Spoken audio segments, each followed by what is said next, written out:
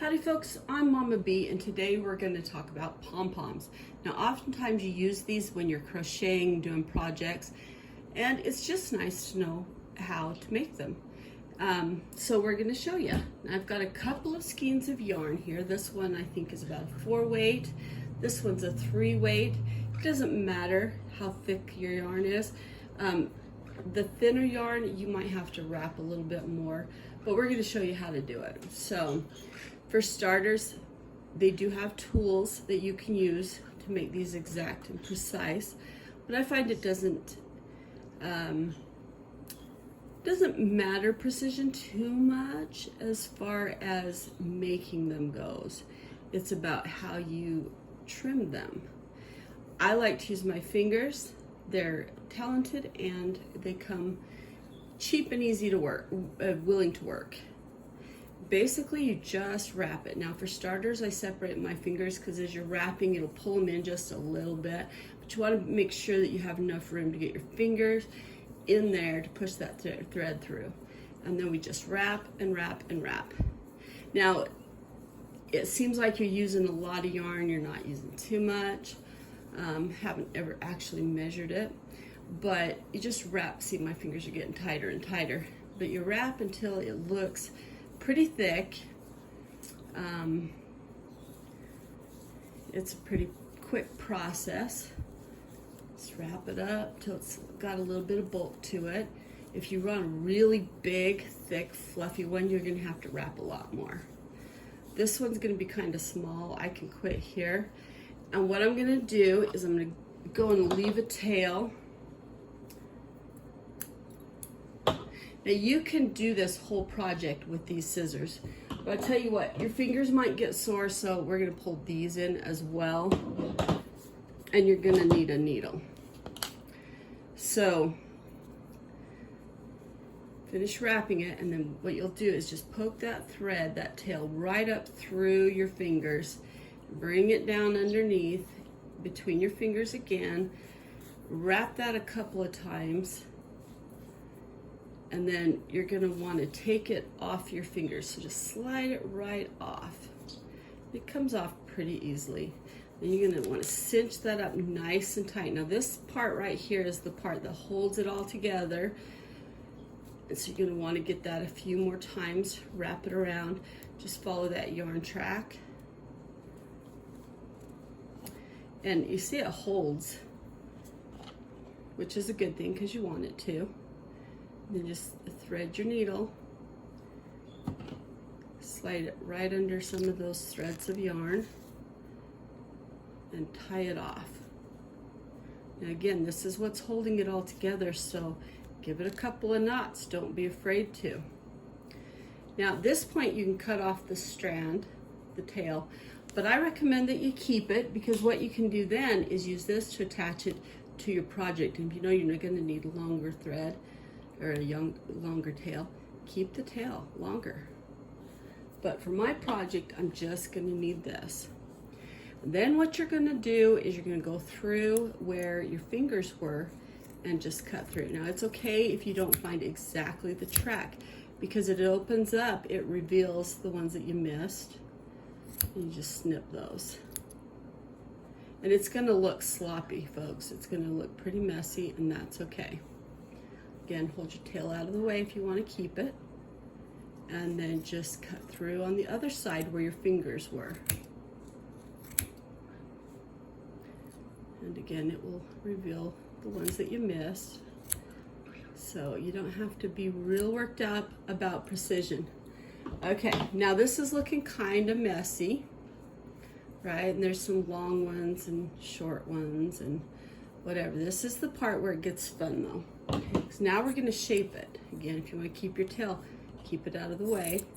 We're just gonna shape this down. And we're gonna get this one pretty tight because I want it to be small. But if you want it to be bigger, you wanna keep it cut a little further away from your wrap. As you can see, it just starts fluffing up and coming together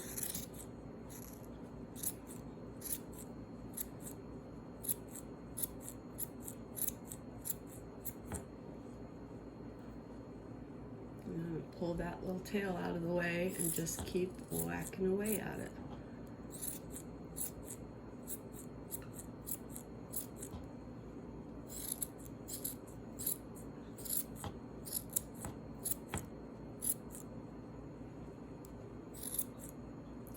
Then it's just a matter of getting it to shape into the ball that you want.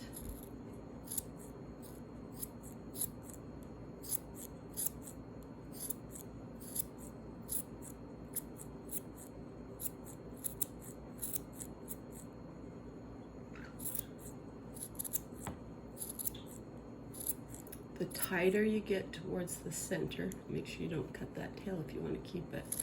The tighter you get towards the center, the tighter this little fluff ball will get. Also, the smaller it will get.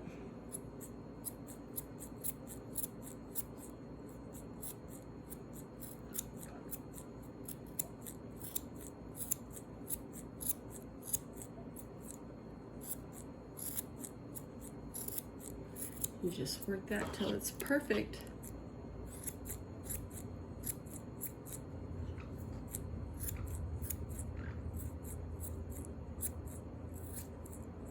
It does get to be a little bit of fuzz. That's all right. There you have your puff ball. Isn't that great? Now we're going to do one with the orange, so you can see all that goes into the trash. Or you can use this stuff as stuffing. You can stuff a toy with it, or a stuffed animal, whatever. It works, and it's a good use for it if you're into recycling. Okay, so now we're going to do an orange one, just so you can see the difference. There's not much of a difference, but it will wind up and fill it up a lot faster. Give or take that your yarn lets it pull out. Again, we're starting with our fingers wide because it has a tendency to draw them in. The second that you relax, it'll pull them in. We just wind it up until it looks nice and thick. If you get too skimpy on it, you'll have a skimpy puff ball. So don't be too skimpy, but also if you want a really fluffy puff ball, like a super thick one, go wild. Okay, that looks very thick and fluffy to me. So I'm gonna give it a tail.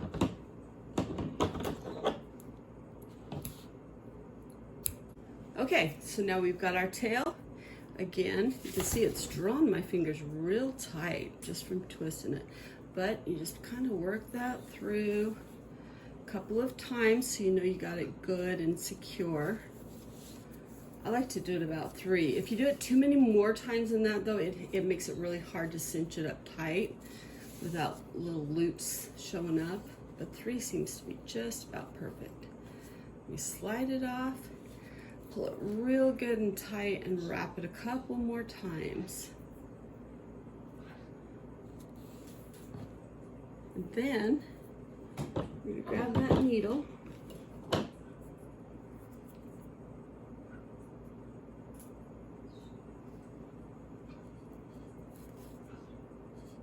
Just like so. And run it through those threads that you're tying it all together with. You're going to want to tie a knot. And I like to give it an extra one just to be sure, because remember, this is holding it all together. And then you just start cutting it up.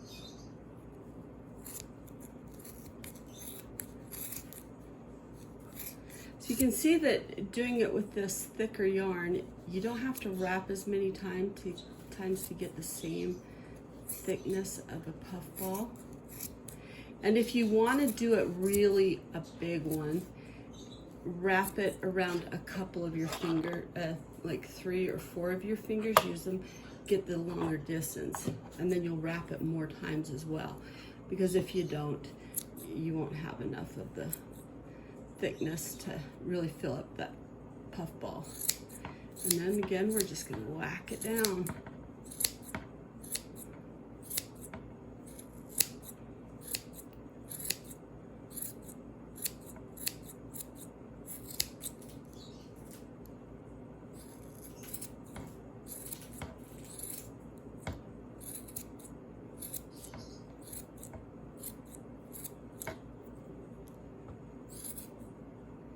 Now, these are actually turning out to be close to the same size because I was kind of going for that.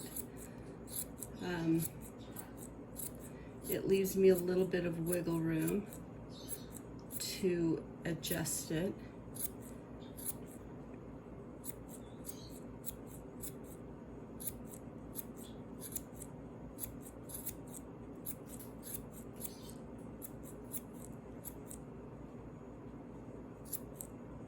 But you can see how very effective it is for making puff balls.